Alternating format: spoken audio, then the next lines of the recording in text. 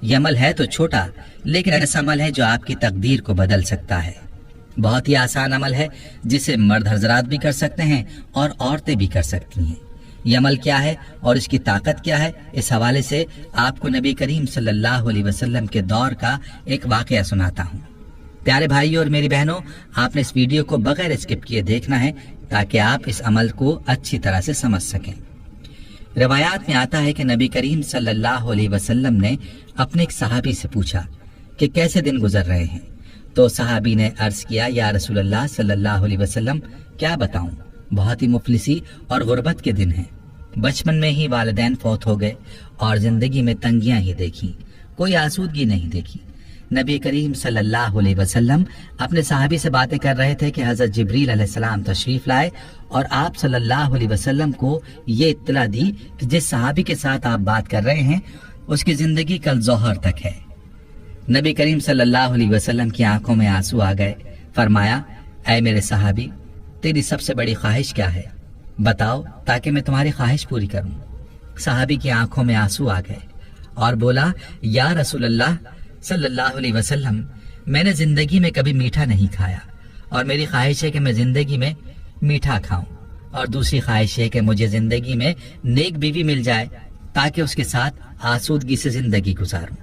نبی کریم صلی اللہ علیہ وسلم نے حضرت ابوبکر، عمر اور حضرت علی رضی اللہ عنہم کو بلایا اور اس شخص سے پوچھا، کیا تمہاری نظر میں کوئی رشتہ ہے؟ تو اس نوجوان نے کہا، میرے چچا کی بیٹی ہے جو خوبصورت بھی ہے اور نیک بھی، لیکن میری غربت کی وجہ سے وہ مجھے نہیں پوچھتے۔ تو نبی صلی اللہ علیہ وسلم نے اس کے چچا کو بلایا اور فرمایا کہ تم اپنی بیٹی کا رشتہ اس صحابی کو دے دو جو تمہارا بھتیجا ہے، اور فرمایا کہ میں نے اس کا نکاح تمہاری بیٹی کے ساتھ کر دیا ہے۔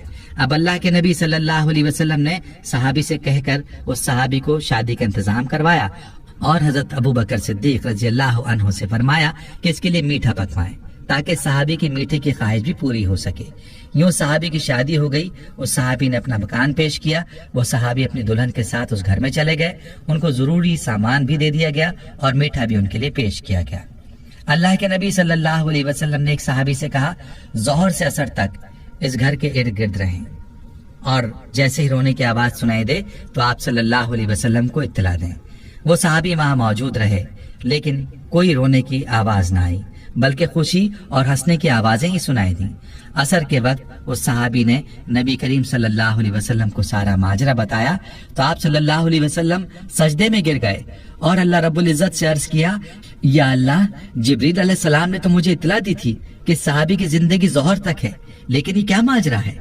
تو غیب سے آواز آئی، اے میرے حبیب، تقدیر میں یہی تھا کہ اس کی زندگی ظہر کے وقت تک تھی، لیکن جب آپ نے اس کی شادی کی اور اس کی خواہش پوری کرنے کے لیے اس کے لیے میٹھا بھی بھیجا تو رات کو یہ صحابی کھانا کھانے کے لیے اپنی بیوی کے ساتھ بیٹھا، ابھی کھانا کھایا ہی نہیں تھا کہ دروازے پر فقیر نے آواز لگائی کہ میں بھوکا ہوں، اللہ کے نام پر کچھ دے دو۔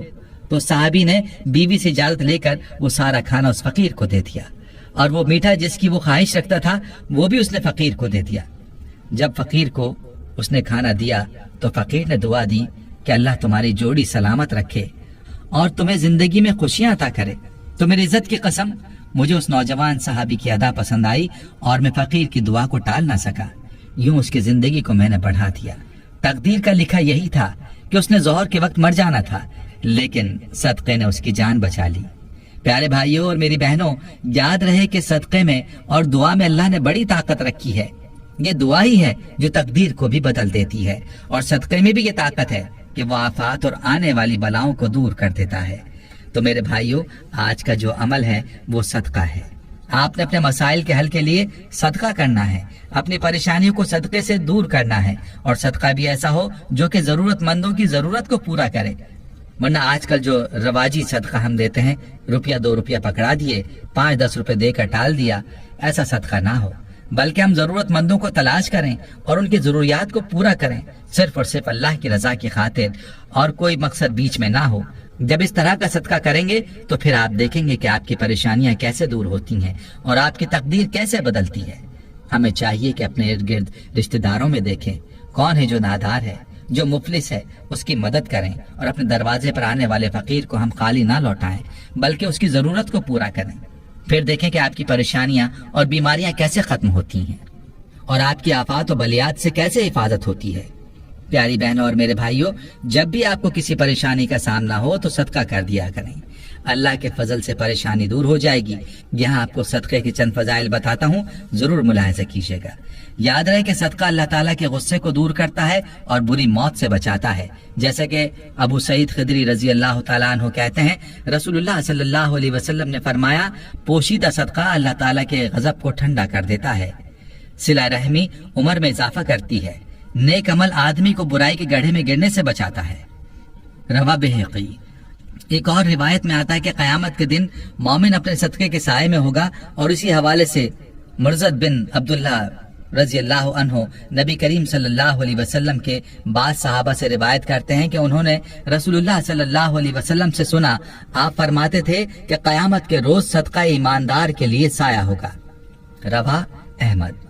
اور یاد رہے کہ معمولی چیز کا صدقہ بھی آگ سے بچا سکتا ہے، جیسا کہ پہلے بھی ذکر کیا گیا کہ ایک کھجور بھی اگر اخلاص کے ساتھ اللہ کی راہ میں دے دی جائے تو اس کا اجر بھی پہاڑ جتنا ہوگا۔ اور عدی بن حاتم رضی اللہ عنہ کہتے ہیں کہ میں نے رسول اللہ صلی اللہ علیہ وسلم کو فرماتے ہوئے سنا، جہنم کی آگ سے بچو، خواہ کھجور کا ایک ٹکڑا ہی دے کر بچو۔ بخاری۔ دوستو، معلوم ہوا کہ اللہ کی راہ میں دی ہوئی ایک کھجور بھی انسان کو جہنم کی آگ سے بچا سکتی ہے۔ ایک روایت میں آتا ہے کہ صدقہ گناہوں کو بجھا دیتا ہے۔ نبی کریم صلی اللہ علیہ وسلم نے فرمایا، صدقہ گناہ کو بجھا دیتا ہے جیسے پانی آگ کو بجھا دیتا ہے۔ ترمذی۔ دوستو، صدقہ دینے کا فائدہ ایسا ہے جو دوسروں سے بڑھ کر ہے۔ خود ہی سوچ لیجئے کہ پانی کس تیزی سے آگ کو بجھانے کا کام کرتا ہے، اور صدقے کی مثال بھی اسی طرح سے ہے کہ گناہوں کی آگ کو ایسے ہی بجھاتا ہے، یعنی مٹاتا ہے جیسے پانی آگ کو۔ دوستو، ایک بات یاد رہے کہ متعدد آیات اور روایات سے یہ بات معلوم ہوتی ہے کہ صدقہ دینے سے مال کم نہیں ہوتا، اور اسی بارے میں حضرت ابو ہریرہ رضی اللہ تعالیٰ عنہ کہتے ہیں کہ رسول اللہ صلی اللہ علیہ وسلم نے فرمایا، صدقہ دینے سے مال کم نہیں ہوتا، معاف کرنے سے اللہ عزت بڑھاتا ہے، اور عاجزی اختیار کرنے پر اللہ مرتبہ عطا فرماتا ہے۔